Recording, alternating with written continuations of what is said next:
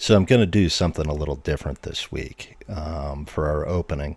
Mike Nunneley, the author that I'm interviewing for this week, is also a musician, and we ended up talking about it during the episode. And he's written some cool stuff, including a pretty badass blues riff. And so I'm going to put a little sample of it before the episode and then get the episode started from there. And if you want to listen to the whole riff, it'll be at the end of the episode. Anyway, thank you for tuning in and thank you for checking out the Dadlit Pod. And I hope you enjoy this little variation in how I usually open the podcast.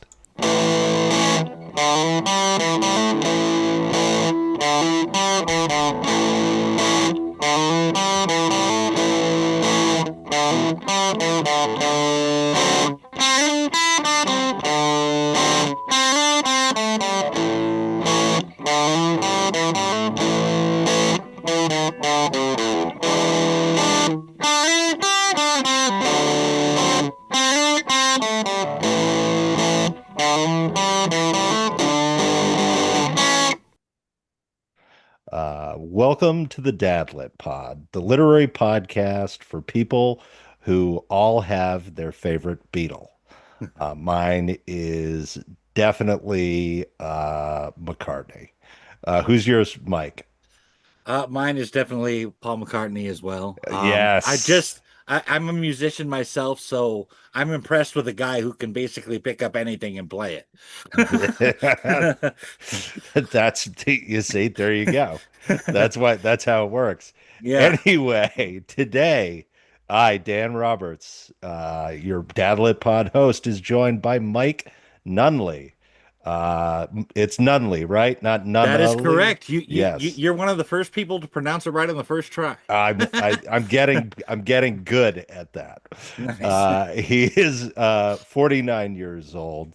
He's a full-time writer with a passion for telling stories. He's a dad. He draws inspiration from mythology, philosophy, science, classical religious texts, ancient history, comic books, and film. He studied creative writing at Eugene Bible College in Oregon and has been writing professionally since 2019. He founded Omen Publications in 2018 and created the Omen Verse, the superhero horror universe in which Omen publication stories are set. He's also the co-founder of Revelation Publications with Steve Sellers for stories outside the Omenverse, like The Dread, Michael's debut novella, and his first story in the hard-boiled sci-fi genre. Michael also plays guitar, he watches movies, and he is a D&D player Oh yeah. like many people from the Dadlit Pod. His debut novel, The Dread, is a hard-boiled detective story in a sci-fi setting with a dark Lovecraftian twist and a cyberpunk edge. Mike, welcome to the Dadlit Pod. Wow, thanks for having me, man. I've been looking forward to this. I've been looking forward to having you. Author, dad, publisher, indie publisher. Mhm. And tell me about the Omen verse. The Omen verse. Well, it has a bit of a story that would take too long to explain, but the short of it is imagine a universe where all mythologies are blended into one alternate universe. And before you think that's easy to do, it is not. A lot of mythologies contradict each other. So I had to rewrite an entire universe. And then in this universe, it is full of almost exclusively broken people. These are not good people, but they are forced to do good things. Yes. And I'm also a big fan of Galadriel's line about the vial being a light in dark places. Well, I like to have characters to be a light in dark places, and so I made the Omen verse a dark, grim, dark world where broken people are the ones that make the light in it. Well, that's terrific. And so you're saying that the characters have sort of a basis in mythology and mythological beings. Yes, yes. In fact, some characters are full on, like for instance, Lou from Irish mythology. Tell He me is a about that. Who's that? he is a character in the Omenverse. He actually works with a paranormal detective I have named Michael Nero, and he is an Irish deity. He's been around for a really long time. I'll let you in on a little something. This might be kind of cool for you. Uh, I don't know how familiar you are with the events of Jesus's death, but it talks about there being this humongous crack in the sky. It talks about there being this enormous earthquake. Okay, there were dead people were seen up, rising out of the grave, and walking around the street. Okay, so I'm thinking about this and I'm going, well, what if more was going on than that on the surface? And I actually use that point in time, that crack in the sky, as a split in the universe that creates this alternate dimension of the Omenverse. That's interesting. So it doesn't combine just mythology; it combines certain religious texts and stuff. Like I mentioned, it's very influenced by the Book of Enoch, the Forgotten Books of Eden, Paradise Lost, these kinds of things. Mm. So sort of like an American Gods type of vibe. Uh, Kind of. I really like to think I did my own kind of a thing with it, but I mean, but that if you wanted to give it kind of a generic description, that would work. Okay. Well, that sounds interesting. And are you just working on stories within this? Is it serialized? What are you doing with it? Well, this actually started as a comic book. Oh, okay, And cool. I found out that I just could not afford to make comic books. I'm Uh, told they're expensive. What is yeah, what what about comic books is I imagine the illustrations are the expensive part. that is the huge chunk of change that goes into making a comic. But Yeah. there's also paying a letterer and paying an editor, and then there's paying printers, and Yes. then there's shipping costs. It's entirely too much goes into making one issue to even come close to making anything back at $3 or $4 an issue. Yeah. And I just, quite frankly, I am a better writer than I am a marketer or seller. Hmm. It's just selling things. I do really good at signings. Like I can sit and talk to somebody about my book and everything, but the whole marketing angle I just can't do. And for that reason, I wasn't able to do Kickstarters very well. And it was just, I just couldn't do it. And so I transitioned the whole thing over into prose. And I have the entire story written up to the main event, which actually, do you remember back in 2014 and 2015 there was what's called a tetrad, which is a series of four blood moons in a row. One happens every 6 months, and that happened in 2014 and 2015. When these happens, these are major significant events, especially for the Jewish people, but not only for the Jewish people, but seriously, something spiritual major happened during that time was the general consensus. So I started thinking about apocalypses in general. And what about a world where apocalypses collide, where there are multiple apocalypses happening at the same time? And that is what started the trip of creating the Omenverse. You see, this is interesting because I was thinking about this. And one of the sort of dynamic things that I think gets forgotten in the reflection on some of those classic Old Testament holidays, particularly Passover, is Mhm, that the plagues, for instance, during the Passover or as represented in the Ten Commandments, mhm, are actually meant to represent the Hebrew deities' triumph over the Egyptian deities, right? So the god of the Nile is turned red. The god that commands beasts. The sun god Ra is stamped out, and it becomes darkness. And then finally, the death of the firstborn, the angel of death, coming in to take out the pharaoh himself, If you think who about it, is a god. even Hecka was challenged by the staff thing being thrown down and turned into a snake. Yes, yes. And it's funny because we don't really remember it that way. And even when it's told, we focus on the plagues, but we don't focus on what the plagues indicated to the ancient Hebrews and what they said about the divine or omniscient being that they worshipped in comparison to the ancient Egyptians. That whole thing was basically a God on God's throwdown, right? Well, yeah, if you want to look at it like on a mythological level like that, Yeah, definitely. Yeah. on a mythological level, it was a God on God's throwdown. Yeah. And look, as the stories would have it, the omniscient being won. Right? It's funny how those all-powerful gods seem to win those battles, right? I mean, he really.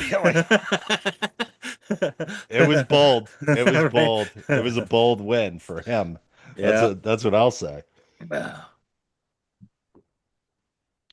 So, in considering mythologies and the natures of mythologies, what are your favorite myths personally? What are the ones that really, Individual stories. yeah, what mythological figures really sort of reach out to you? Because of course, I think everyone has their favorite superhero, and we can talk about that. But I think if you've created sort of a realm of myths and legends, what would you say is your primary or your favorite mythological being that you get to write about, that you enjoy writing about or seeing on the page and exploring? I guess I think hmm. Uh I guess I want to give a couple of answers for that. As a young child, I read about Heracles losing his mind and killing his family. so, so that one, I don't I could that really that empathize with that. no, it was for a kid my age. I was like all of like 12 years old. Yes. That was a I don't know. For me, that was an alarm, like the dangers Hmm. of getting mad, Yes. and what exactly could happen if I lose it. It made me think about that at a young age. Uh, Yes. but and this, I suppose, as they found Troy, there is some debate on how much of this is myth or not. But Odysseus, in his journey back home. I found that particularly interesting. I even referenced that in the Dread.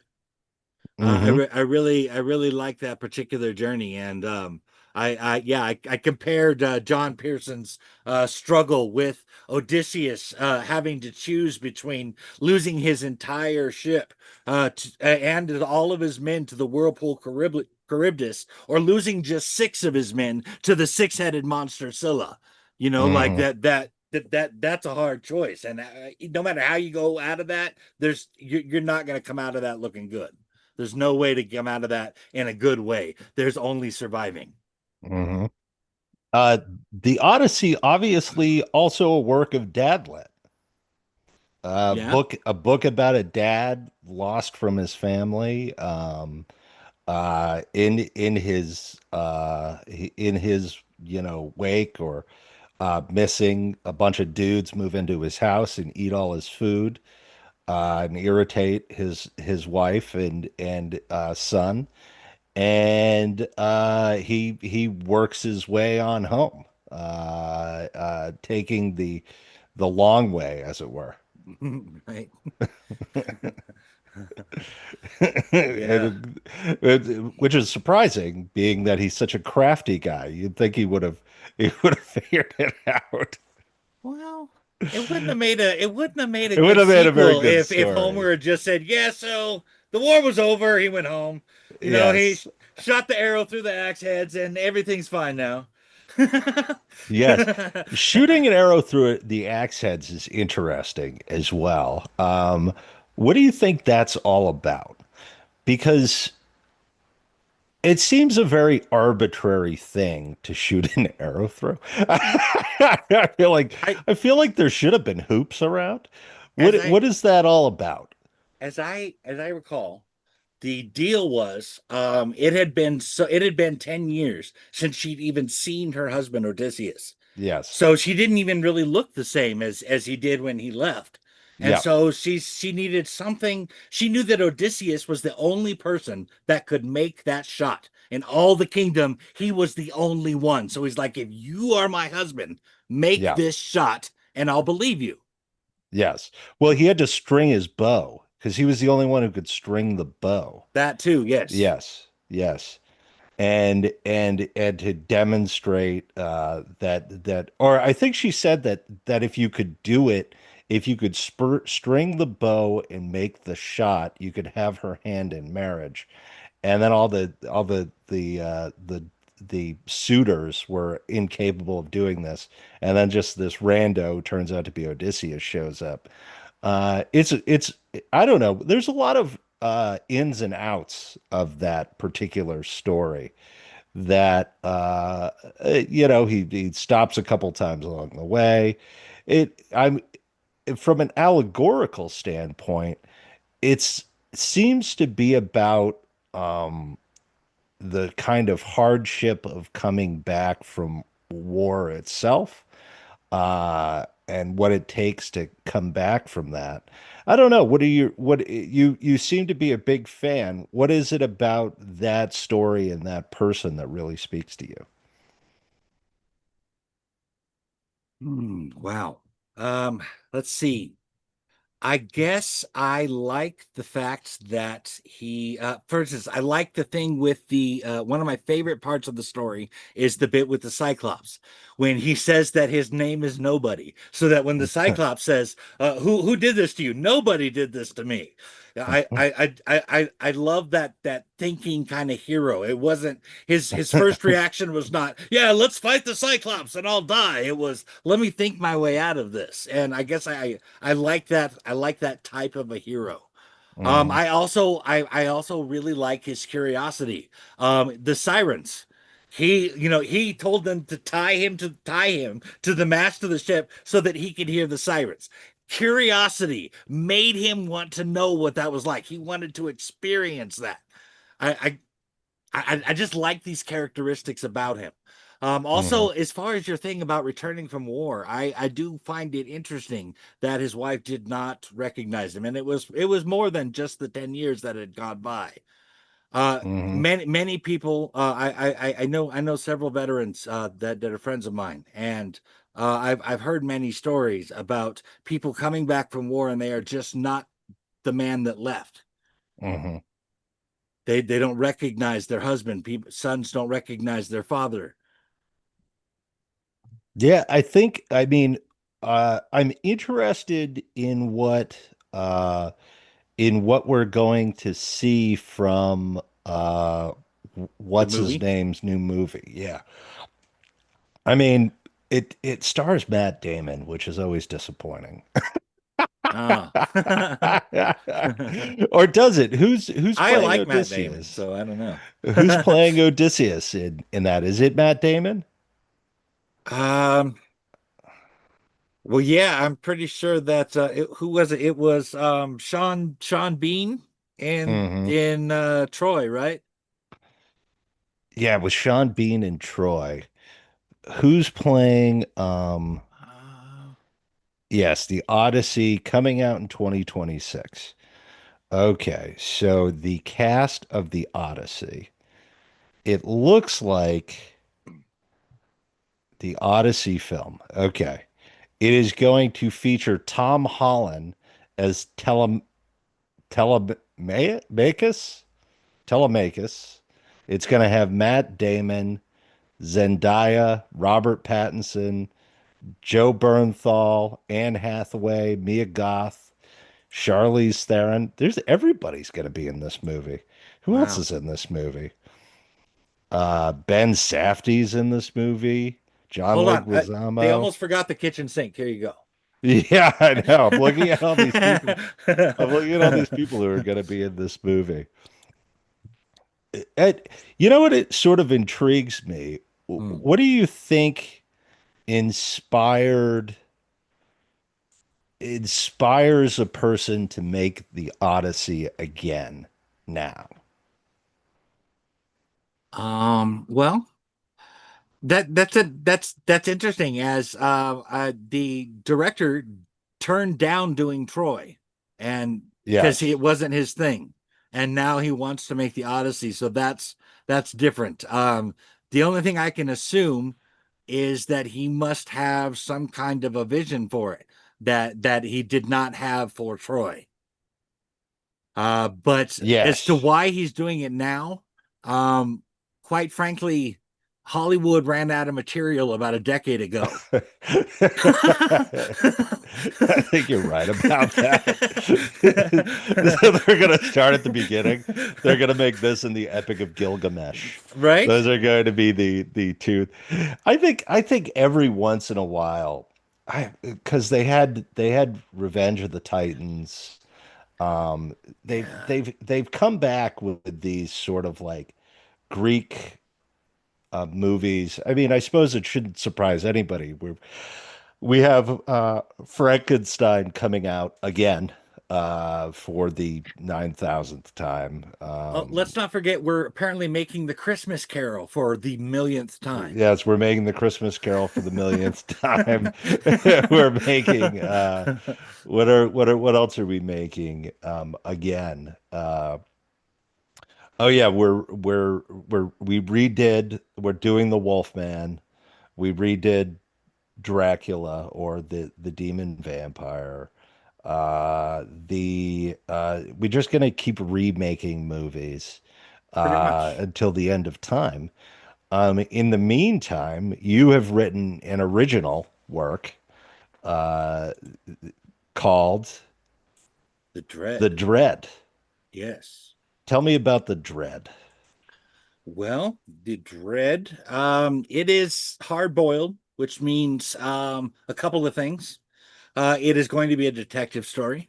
Yes, And two of another very common trait in hard-boiled stories is the narrator is first person and often unreliable. I mean that's how I like all my narrators. Right. So that is it's some people like that, some people don't. It sometimes some people don't like the first person thing. Yep. But it I did it because it fit. It is one of the tropes of the genre, and so Yes. I wanted to fit it in there. But it is cyberpunk. In this universe, your genetics determine your quality of life. Hmm. Um, because they live on a space station between Earth and Mars, they actually have to have implants just to survive in space long term. Yeah. And if you have to be genetically compatible with those implants in order to get them. Anybody who has those implants and is genetically compatible lives in the upper levels, and everything is fine. Life is good.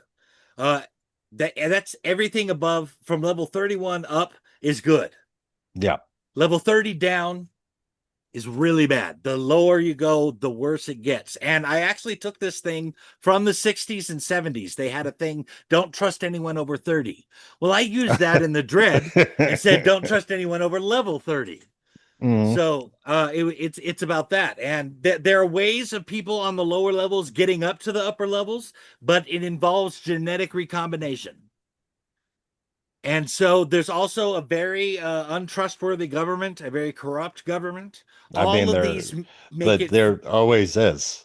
yes. Again, these are tropes of the cyberpunk genre, and so that's why Yes. I added these in there. But essentially, John Pearson has been struggling with insomnia for about a month now, Hmm. and well, he's been in order to get through this insomnia, as there are all sorts of issues with reporting any kind of mental health issues at all in this thing. It is not, as I say in the book, this is not old Earth where everyone's feelings mattered and a psychiatrist is on every corner with an open ear and an open wallet. Yeah. Yeah, this place is a harsh place with harsh consequences. And so this guy is forced in kind of a this kind of fits in with the isolation idea with a lot of horror movies, Yeah. in that he's now in a situation where he is struggling, where he is suffering, and he cannot say anything about it Hmm. because it could have drastic effects on all sorts of things. Enter this nightmare he has one night that seems so real, it has him questioning what actually is real or what isn't. He doesn't quite know. The book, he then wakes up to find out that this customer is his partner, Alan McCullough, just got a new case this morning from the captain. Uh, a new body was found, making it a serial murder case, and that lands them on the case.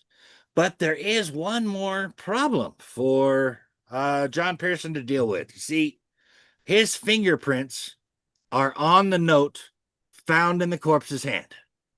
Hmm. That's not good. No, no, the book is a lot like a roller coaster as far as the reading experience. You're gonna Yep. go up and up and up, and you're gonna reach that top peak, and then it's just gonna go. I think it's interesting. I've thought about this a lot, All right. which is that living in space would actually be insanely uncomfortable and Mm-hmm. miserable. All Unless right. you had the genetic predisposition, as you describe, to exist there, right? Right. Is that it just would not be pleasant. As you describe, the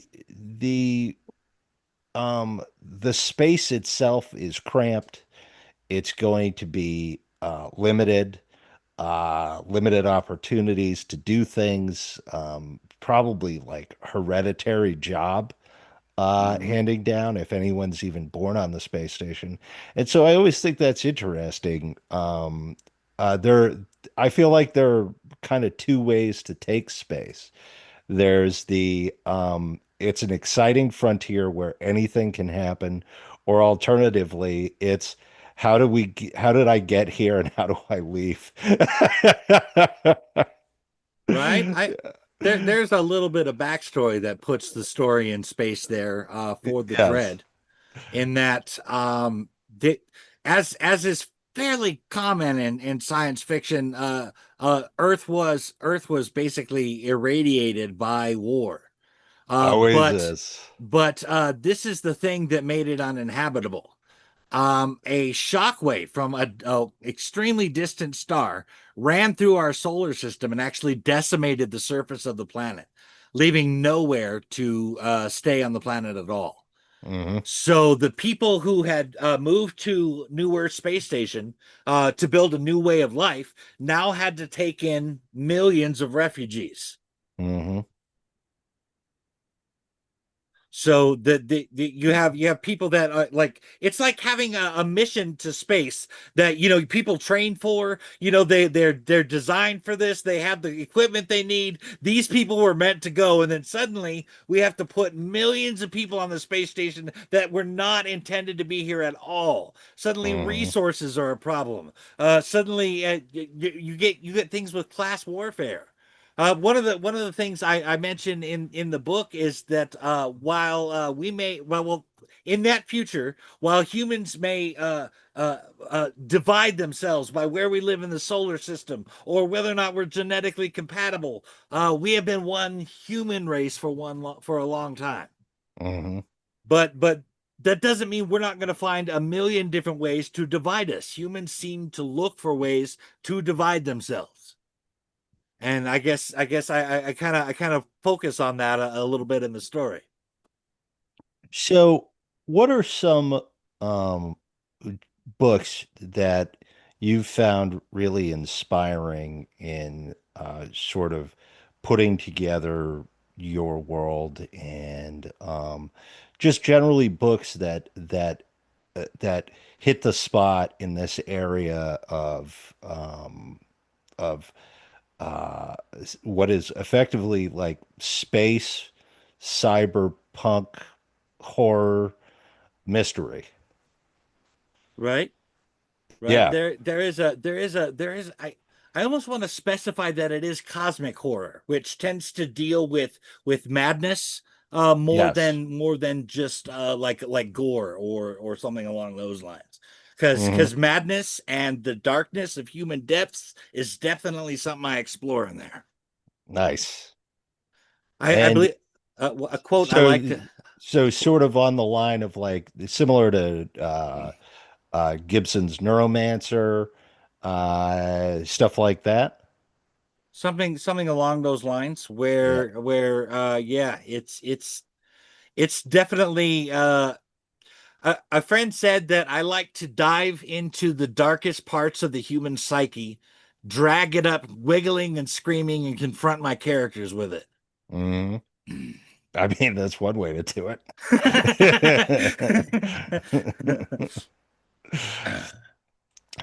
So, where does the writing go from here? What's the sort of vision or the next step for the Omen verse slash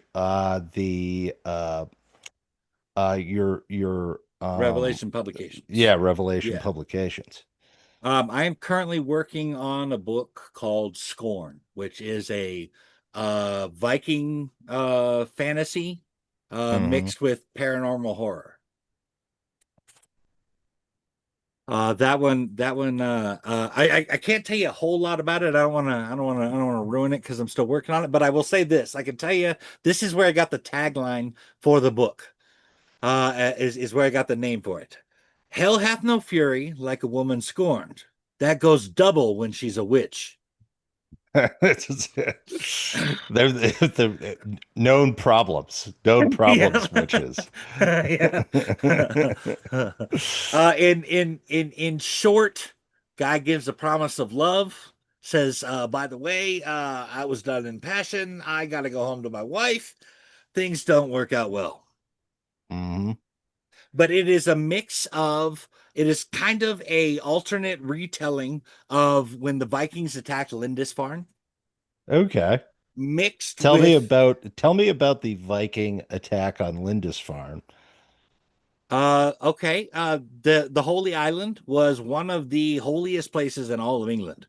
Ah, And okay. there were a lot of scribes there. That these were the kinds of people that copied the word so that they were more than because it was all about keeping the word going.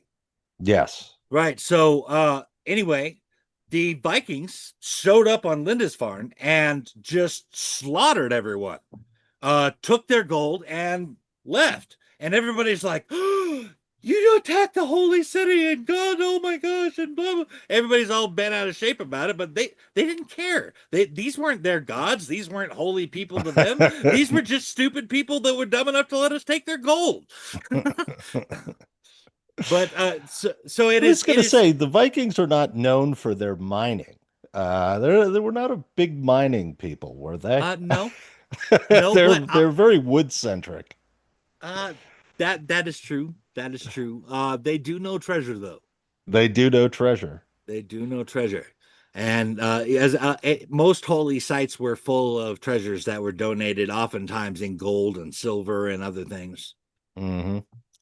But I'm going to rework that story so that things go down a little differently and yet somehow still the same. Hmm.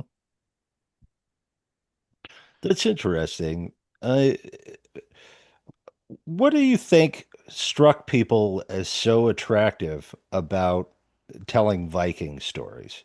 Because I've never been much of a Viking guy myself. what is it about the Vikings that people like really, really sort of enjoy? Is it kind of the uninhibited versus the constrained vision of Christendom versus the, polytheistic inhibition and rampaging menace?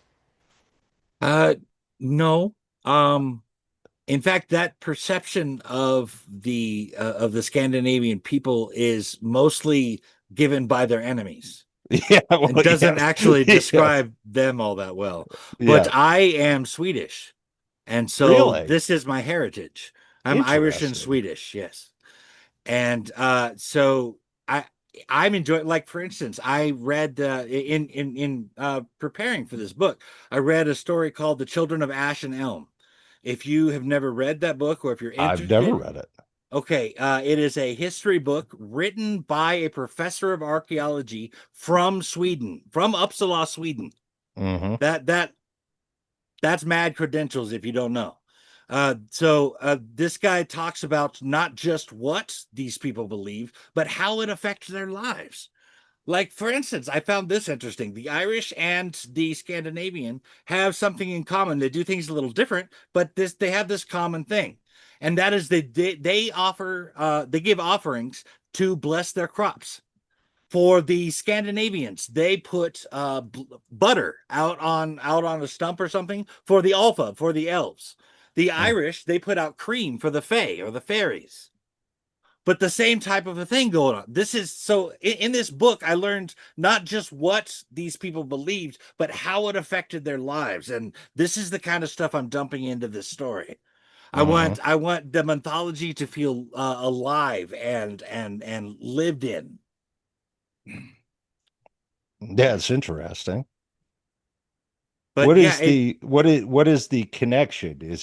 Was it settlement from sort of a similar unifying tribe, or what created the sort of unifying ideal?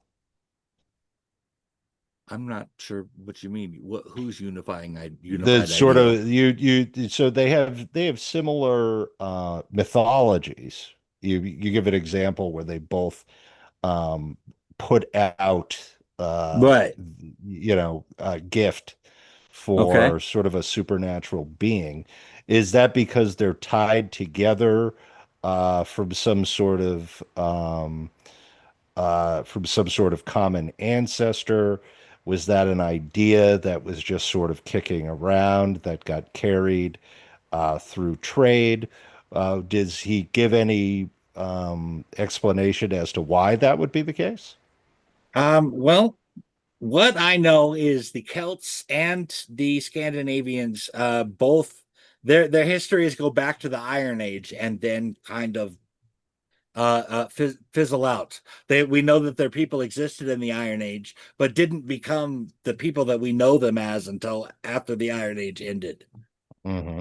And Um, what spurred what invention or what creation or what introduction kind of spurred that development and that emergence? well, the in large part it was people started to travel more. Hmm. But in one of the biggest things, of course, was the invention of iron. That Hmm. changed the entire landscape of the world. But I brought up the Iron Age because beliefs from those ancient times carried over into these people. And so my guess is these customs about putting out things for gods probably goes back to time immemorial, where this was just something that people did for a long time. And like we don't really know Hmm. when it actually started, but my guess is its roots are in that Iron Age. Hmm. Well, that's interesting. But I mean, And most Vikings were family people. They were farmers. Very that like even the word Viking comes from a particular group that happened to be known for raiding, but that does not describe all of the Scandinavian people. mhm. That's interesting. they tend to it was like the Franks, for example. The Frankish people were kind of like swamp dwellers up in what is the contemporary Netherlands, but the name would come to encompass both the French and Germanic uh, kingdoms post the fall of the Roman Empire. Right, right. Rome had a lot to do with those Germanic and Celtic tribes spreading out. Hmm. But interesting. Yeah. Well, what else does uh The what Dread? else yes, what else when you wrote The Dread, and you've dedicated it to your daughter, which Hmm. is you know, it's a work of dad lit. Yeah, for sure. Did you write it? Who did you have in mind to hand it over to have read it? Was she in mind? Um, no, no, I just wanted my first book to be dedicated to my first child. Well, that's nice of you. Yeah. I dedicated my first book to my first child, though I don't See? know that it'll be the first to be published. Hmm. Yes. So, but she's in there. Right? Should I tell him the Lily thing? Yeah, by all means, by all Okay. means. Okay. And the reason this was about the people with their favorite beetle Yeah, we was were this little talking about, story. Yeah. yes. Um, So Paul McCartney, his wife's name was Linda, and when Paul McCartney started doing his own solo albums, he would write the acronym Lily on his albums, and it stood for Linda, I love you. Well, my daughter's name is Elizabeth, and so I wrote Lily on the my book, standing for Lizzie, I love you. Yes. Yes. Which is very nice of you. Uh my wife's name is Elizabeth, Mm. and I dedicated one of my books to her, but we all call her Liz. I think Ah, only her own father calls her Elizabeth. there is actually kind of an inside family joke about a Lizzie Borden connection.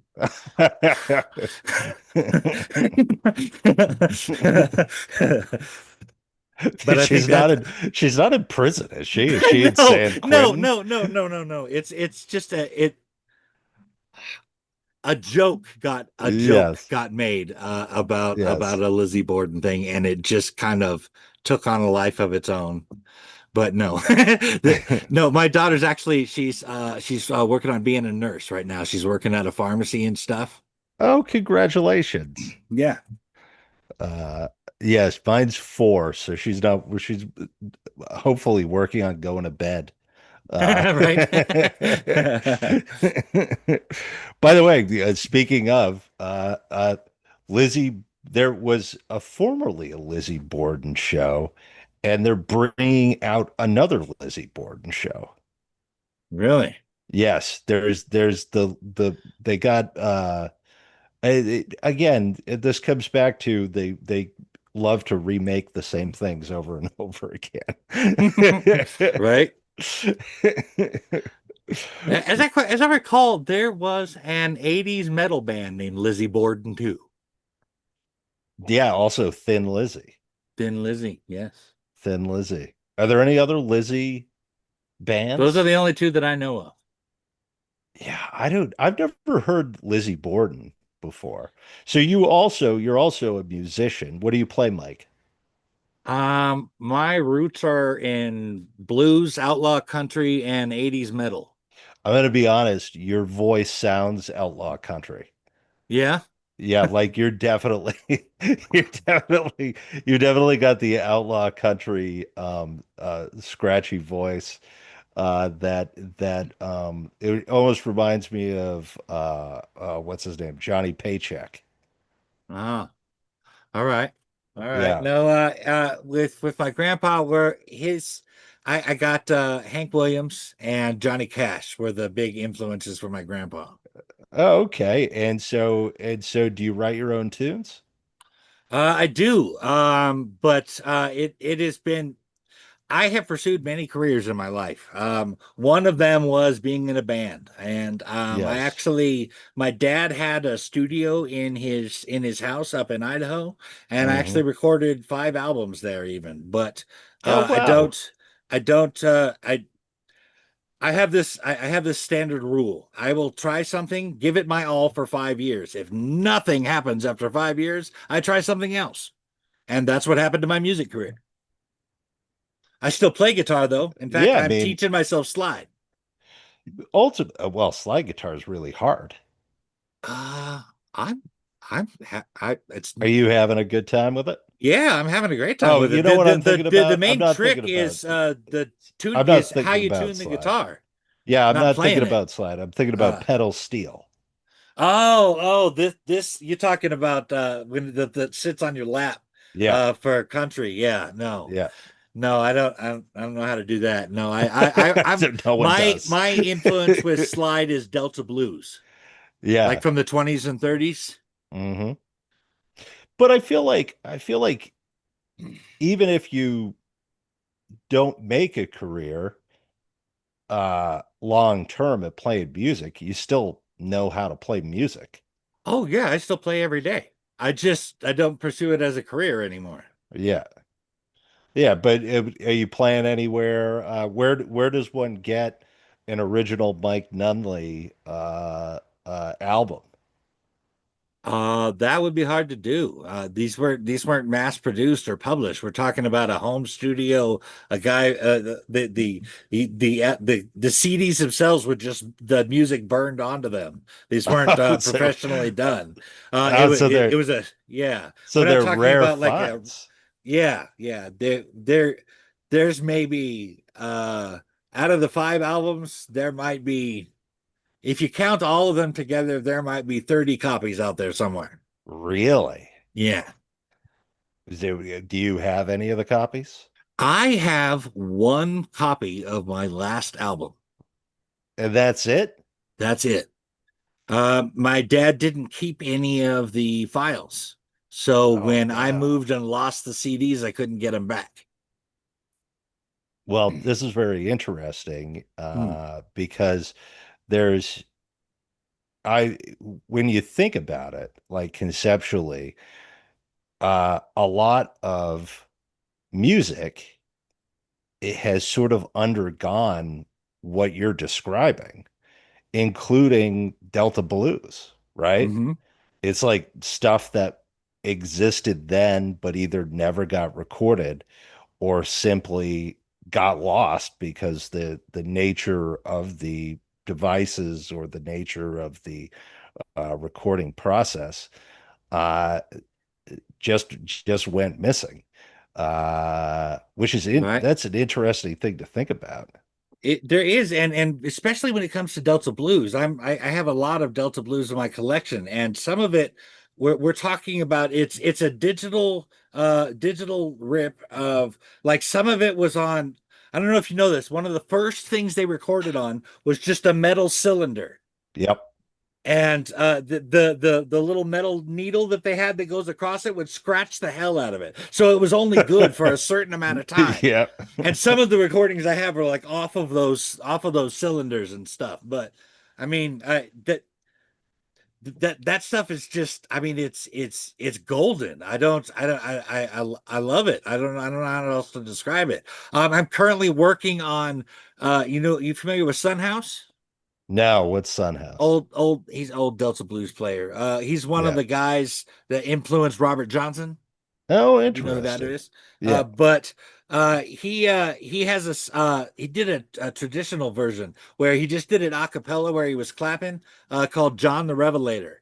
And I am currently working on a 12 bar slide rendition of John the Revelator, and that's going to be interesting. It's the guitar I'm playing with is going to be distorted, however, Hmm. so it's a little bit of a rock edge to it, but definitely that slide version, and I'm singing it just like Sunhouse did. So if when you get it done, would you send the Dadlet pod a copy of the recording and we can add it to the episode? Uh, well, I mean, I could shoot for that. We're talking about record on what is that? What is that thing? Audacity at my I house. mean, So that's that's all I record on, man. okay, okay, all right. Well, if you don't expect some, studio level produced stuff, I can probably shoot that over to you. By all means, man. If you want to record it, I can add it to the episode itself, and we can have a little jam. But that's only if you want to. That's only if you want to. Yeah, I'll send that over when I get it done.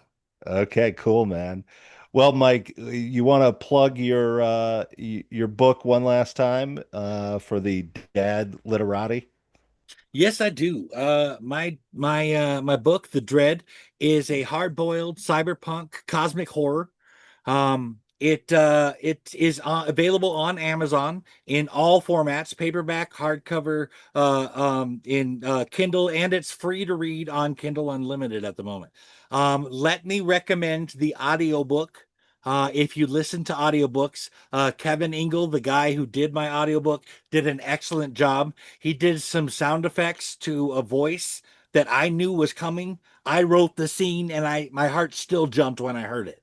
So I mean it's not just a reading, it's a performance. But either way, I hope you find as much in the Dread's dark corners as I did carving them out. Well, thank you, Mike. Go check out The Dread. This has been Dan Roberts and Mike Nunneley on the Dadlet Pod.